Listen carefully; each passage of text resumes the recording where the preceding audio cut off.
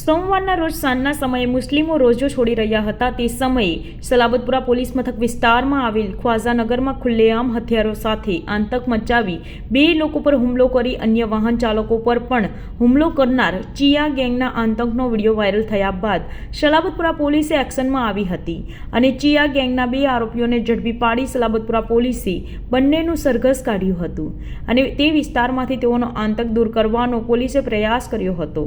Salabatpura police station વિસ્તારમાં એક મસ્જિદ પાસે 4 વ્યક્તિઓ આવીને મસ્જિદમાંથી બહાર આવનાર વ્યક્તિ શેખ અસલમને એવું કહે કે તે આ મસ્જિદની ટોપી પહેરીને કેમ બહાર ફરે છે। એ બાબતે બંને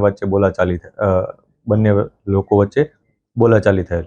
જે બોલાચાલી અનુસંધાને જે સામેવાળા 4 વ્યક્તિઓ છે જેમાં એકનું નામ વાજીદ ઉર્ફે ચિયા છે, વાજીદ ઉર્ફે ચિયા મલિક, એકનું નામ છે અય્યાઝ ઉર્ફે બુરુ મલિક, એકનું નામ છે રોઝાન ઉર્ફે સદામ અને એકનું નામ છે રાજીક ઉર્ફે કાલિયા।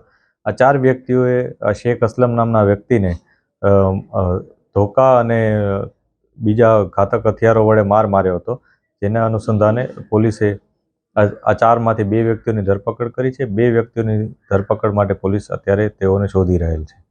આ બનાવમાં હકીકત એ મુજબ હતી કે જ્યારે ફરિયાદી મસ્જિદમાંથી નમાઝ પઢીને જે રમઝાનનો સમય અત્યારે ચાલી રહ્યો છે ત્યારે તેઓ રોજા માટેના સામાન લઈ અને જતો હતો અને મસ્જિદમાંથી નમાઝ પઢીને બહાર આવ્યા હતા।